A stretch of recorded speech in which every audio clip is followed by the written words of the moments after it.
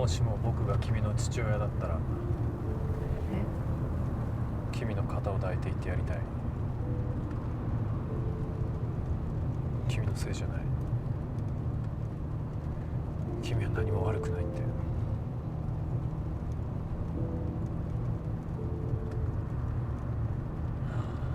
でも言えない。君は母を殺し、僕は妻を殺した。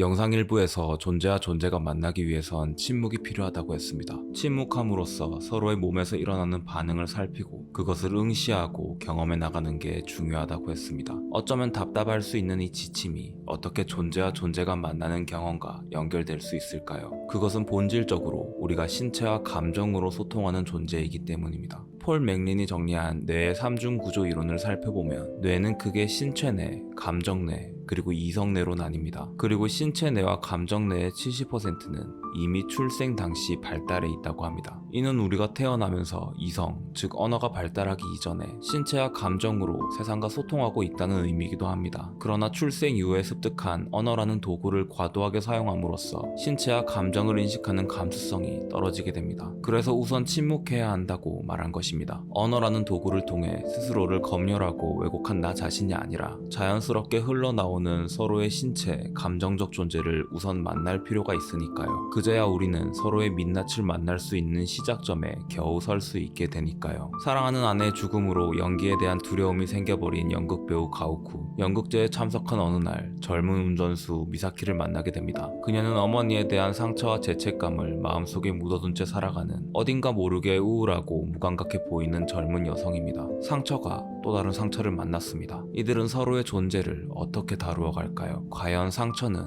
또 다른 상처를 치유할 수 있을까요? 오늘의 상영작 드라이브 마이 카 2부입니다.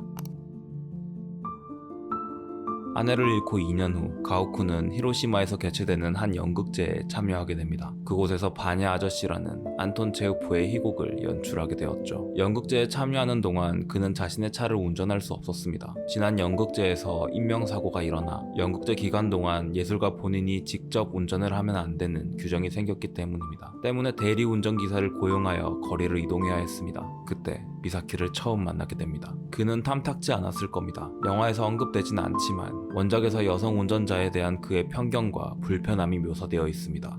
그가 남자와 여자를 구별해서 생각하는 일은 일상적인 레벨에서는 별로 없다. 하지만 운전에 한해서는 그는 여자가 운전하는 차에 타면 옆에서 핸들을 쥐고 있는 사람이 여자라는 사실을 매번 의식하지 않을 수 없었다. 하지만 그런 생각을 누군가에게 말한 적은 없다. 남들 앞에서 입에 올리기에 부적절한 화제 같았기 때문이다. 가오쿠의 불편한 마음을 미사키는 단번에 알아차립니다. 私が若い女だからですか？ 오랫동안 길들여져 있는 차라 운전하기 어려울 것이라는 가오쿠의 말에 미사키는 조금이라도 위험한 상황이 생기면 운전대를 넘기겠다고 약속하고 가오쿠는 마지못해 차키를 그녀에게 넘겨줍니다. 그런데 너무나 능숙하게 가오쿠의 사부 900 터보를 모는 미사키. 어느새 가오쿠는 마음을 놓고 연극의 대본을 연습하기 위해 죽은 아내가 생전에 녹음해준 바니 아저씨의 대본이 담긴 카세트 테이프를 틀어달라고 합니다. 그렇게 둘의 드라이브가 시작되었습니다. お前は僕の仇だ。ビッグ汽笛だ。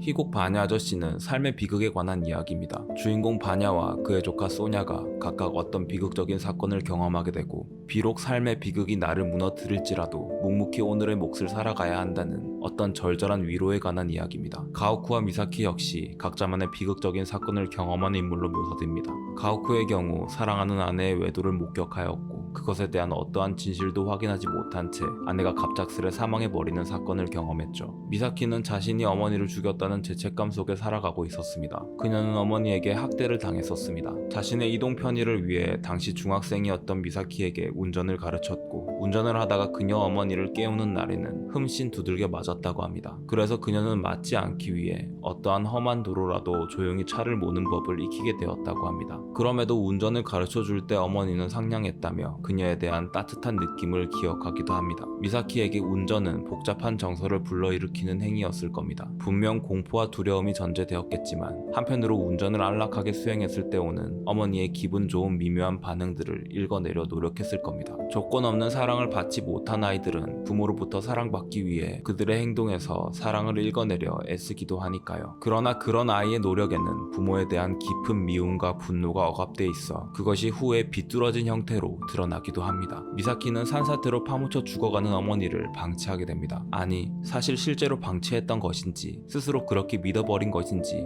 아무도 모릅니다. 그저 재난이라는 상황에 압도되어 아무것도 하지 못했고 눈앞에서 어머니는 그만 죽어버렸고 무의식적으로 어머니에 대한 애정을 품고 있었던 미사키가 그것을 내가 죽였다라고 해석했던 것일지도 모릅니다. 아니면 정말로 악심을 품고 그녀의 죽음을 방치했던 것일 수도 있겠죠. 어떤 쪽이든 간에 그녀는 자신이 경험한 이 모든 상처로부터 달아났습니다. 그녀가 할 수 있는 것은 아무것도 느끼지 않고 숨죽여 조용히 살아가는 것이었을 겁니다. 침묵, 그게 그녀가 어머니와의 관계에서 배웠던 스스로를 지킬 수 있었던 유일한 방식이었을 테니까요.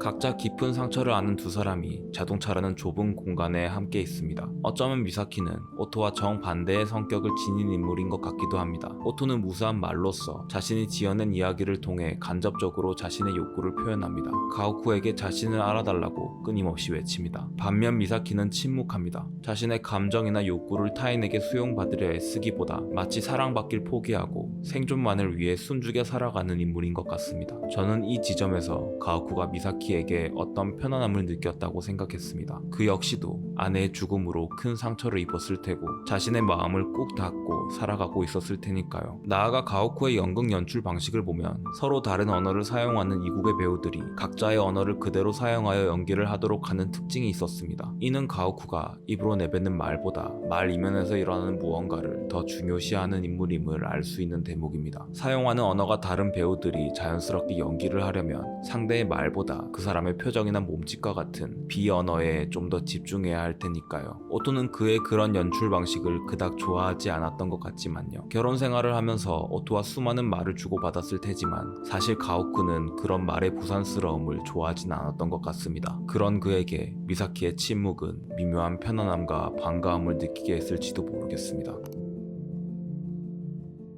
침묵 속에서 조금씩 두 사람은 자신의 마음을 드러내기 시작합니다. 윤수와 유나 부부와의 저녁 식사 자리에서 가오쿠는 미사키의 운전을 칭찬합니다. 素晴らしいと思います。加速も減速もとても滑らかでほとんど重力を感じません。車に乗ってるのを忘れることもある。 미사키는 쑥스러운 것인지 집에 있는 반려견에게 시선을 돌립니다. 가오쿠의 칭찬이 미사키의 무언가를 건든 것 같습니다. 아마도 어머니를 태우고 운전을 했던 그때의 기억과 감정이 일어났을 것 같습니다. 사랑과 미움, 상처와 죄책감이 뒤섞인 그녀 어머니와의 정리되지 않은 기억이 가오쿠로 하여금 안전하게 건드려졌던 것 같습니다. 가오쿠는 한 번 더 그녀의 운전에 대해 칭찬하고 그녀를 궁금해합니다. 그리고 그녀는 자신의 상처를 가오쿠에게 조금씩 고백하게 되죠. 어머니로부터 운전을 배웠고 그녀로부터 학대가 있었다고, 그래서 이렇게 조심스럽게 운전하는 법을 익히게 되었다고 말입니다. 가오쿠는 그녀의 말을 묵묵히 듣습니다. 연극자가 진행되면서 가오쿠도 생전 오토와 부적절한 관계를 맺었던 다카츠키를 통해 그녀의 속마음을 알게 됩니다. 좀 더 적극적으로 다가와주길 바랐던 그녀의 마음, 그리고 반대로 그녀에게 다가가는 것을 두려워했던 가오쿠 자기 자신과도 슬며시 마주하게 됩니다. 그리고 그런 상황들을 미사키 역시 운전석에서 묵묵히 지켜보게 되죠. 자동차라는 안전한 공간, 그리고 침묵 속에서 각자의 상처가 자연스레 흘러나왔습니다. 그것을 서로 보고 듣고 느끼며 어느새 그들은 깊이 연결되어 가고 있었습니다. 가오쿠는 바니 아저씨를 연기할 수 없었습니다. 체오프의 희곡을 연기하다 보면 자신도 모르게 작품에 빨려 들어가는 느낌을 받기 때문이라고 합니다. 체오프의 다른 작품에 대해선 제가 아는 바가 없습니다만 그저 바니 아저씨라는 희곡만을 생각해 본다면 아마도 그는 자기 자신과 마주하는 것에 두려움이 있었을 겁니다. 삶도 사랑도 타이에 의해 송두리째 박탈당한 주인공 바냐를 연기하고 있노라면 불륜을 저지른 오토에 대한 깊은 적개심과 그녀에게 나는 무엇이었는가에 대한 혼란과 허망함이 마음속에 밀려 들어왔을 테니까요. それはあの女の低粛さが鉄頭鉄尾まやかしだからさ。 그러나 그는 자신의 감정을 절제하고 참는 게 익숙한 사람이라 그렇게 밀려 들어오는 자기 감정에 제대로 직면하지 못했을 겁니다. 그래서 스스로 외면하고 있던 나 자신이 반야를 통해 불쑥불쑥 올라오면 그것과 마주하는 것이 두려워 공황 증세를 일으켰던 것 같습니다. 온몸이 거부할 정도로 끔찍하게 두려웠던 것이죠. 공연을 얼마 남겨두지 않은 어느 날 주인공 반야 역이었던 다카츠키가 살인 혐의로 구속돼 버리고 맙니다. 지금 당장 반야 역을 대신할 수 있는 사람은 현재 극을 총괄하고 과거 반야를 연기해본 가오쿠밖에 없습니다. 주최 측에선 가오쿠가 반야 역을 맡아 공연을 진행할 것인지 아니면 이만 공연을 포기할 것인지에 대한 결정을 내려달라고 합니다. 가오쿠는 깊은 고민에 빠지게 됩니다. 이틀의 시간이 주어졌습니다. 여태까지 도망다녔던 두려움과 직면하여 연극을 해낼지 아니면 계속해서 도망갈지 선택해야 하는 순간이 도래했습니다. 미사키는 그의 옆을 묵묵히 지킵니다. 가오쿠는 미사키에게 차분히 고민할 수 있는 장소로 데려가 달라고 합니다. 그러다 문득 그는 미사키 그녀가 자랐던 어머니와의 애정이 그대로 묻혀있을 가미준이 타키무라를 보여줄 수 있겠냐고 물어봅니다. 그녀는 살짝 당황한 듯 하더니 이내 그의 진심을 이해하고 둘은 가미준이 타키무라로 향합니다. 다시 둘 사이에 긴 침묵이 시작되었습니다. 그러나 지금의 침묵은 처음 두 사람이 만났을 때의 어색하고 불편한 그것과는 매우 다릅니다. 처음엔 둘 사이에 다소간의 긴장과 경계의 침묵이 맴돌았다면 지금은 아주 견고한 끈이 서로를 이어주고 있는 것만 같습니다. 호흡을 내뱉듯 자연스럽게 가장 깊은 곳에 있는 상처를 서로에게 고백합니다. 이 고백에 대해 넌 잘못이 없어와 같은 기분 좋은 위로는 하지 않습니다. 대신 우린 사랑하는 사람을 죽인 거라고, 우린 잘못을 저지르고 말았다고, 각자가 혼자서 숨죽여 견뎌왔을 뼈아픈 죄책감을 드러내고 함께 머무릅니다.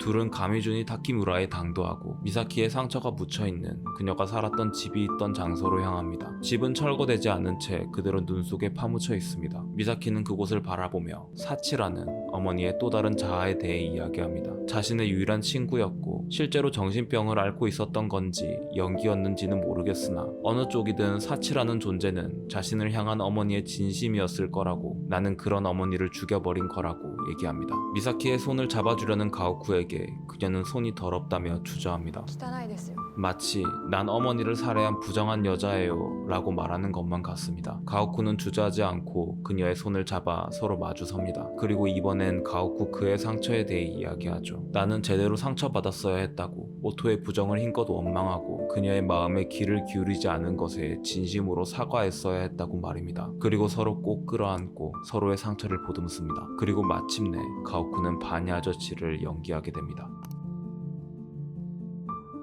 신경생리 심리학자 앨런 쇼어는 다음과 같이 말했습니다. 심리치료는 내담자에게 어떤 언어적 기술을 발휘하는 것이 아니다. 심리치료는 본질적으로 그 내담자와 함께 존재하는 것이다 라고 말입니다. 함께 존재한다는 것은 무슨 의미일까요? 그저 물리적으로 옆에 같이 있으면 그게 함께 존재한다고 볼 수 있을까요? 아마 그런 단순한 의미는 아닐 것입니다. 함께 존재한다는 것은 내 몸과 마음이 상대방에게 충분히 열려있는 상태를 의미한다고 볼 수 있습니다. 나의 신체와 감정이 상대방에게 자연스럽게 연결되는 상태라 볼 수 있습니다. 그리고 그 함께 존재하는 경험 속에서 우리는 스스로의 상처의 무게를 덜어내고 그것과 마주할 용기를 경험합니다. 마주한다는 것은 상처가 제거되었다는 의미가 아닙니다. 마주한다는 것은 여태까지 도망만 다녔던 이 두려움을 온몸으로 경험하는 것입니다. 가오쿠도 반야 아저씨를 다시 연기할 수 있게 됐지만 여전히 공황 증세가 일어납니다. 여전히 괴롭고 고통스럽습니다. 그러나 이젠 도망가지 않습니다. 미사키와의 함께 있음을 통해 그가 자신의 상처를 바라보는 관점이 달라졌기 때문입니다. 더 이상 이 상처는 혼자만의 아픔이 아닙니다.